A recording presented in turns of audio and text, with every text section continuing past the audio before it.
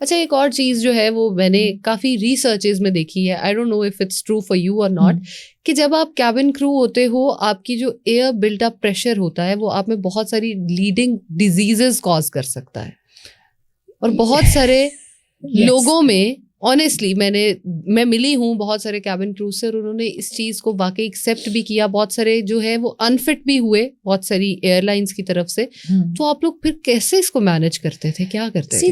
The thing is, I'll tell you, when you join the airline, you have to go through the entire checklist of the tests, from dental till the heart and the lungs, सब test brain, everything.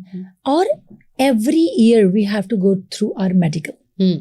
बिल्कुल, आपका from heart till brain and everything, and plus we are supposed to be vaccinated up to date, otherwise we will not be able to fly. तो अगर आप African country जा रहे हैं और अगर आपके पास एबोला वैक्सीन नहीं लगी हुई, how would you be able to do it? बिल्कुल, chicken pox, meningitis, these are the massive polio.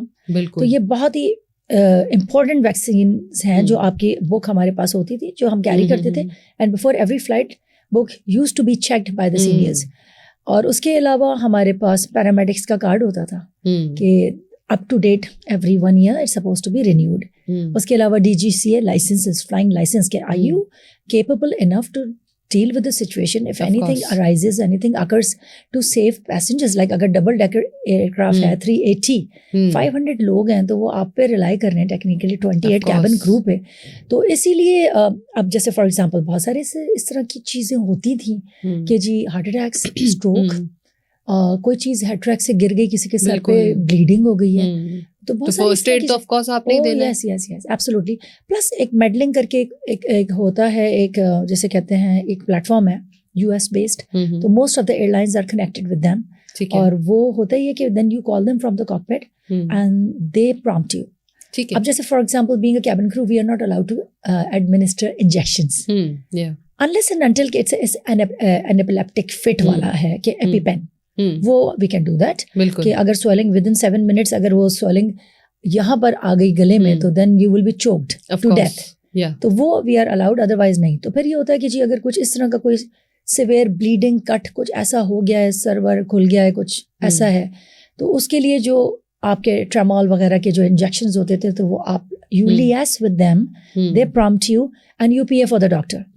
सो कोई ना कोई तो निकल ही आता था. बिल्कुल. तो फिर you just check the identity and then let the doctor deal with the injections and all. But rest of the stuff like जो भी प्राइमरी सर्वे होते हैं, हमारे सेकेंडरी सर्वेज होते हैं, जिसको हम कहते थे ABC, airway, B for breathing, C for circulation, D for doctor's advice, like, and then the S for shout for help. तो ये पूरा आपको ABCD का एक चार्ट फॉलो करना पड़ता था. तो this was the part of the training. तो अब सब लोग सोच रहे होंगे यार हम तो जाते हैं फ्लाइट पे बैठते हैं और बेल बजाते हैं यार चाय ले आए. ऐसे तो नहीं होता ना. It's not about that. तो इसीलिए मेरी नज़र में it's a very respectful job, and it's a job with so much of responsibility. और ये नहीं है कि खाली you are eye candy, you are just going to the all the best salon, having a nice manicure with the nice lashes, and you look beautiful and flaunting in the aircraft like with an amazing fairy uniform. Yeah, with the amazing uniform, of course.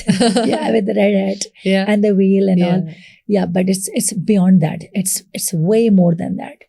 So it's not about कि जी चाय ला दें या मुझे chicken ला दें.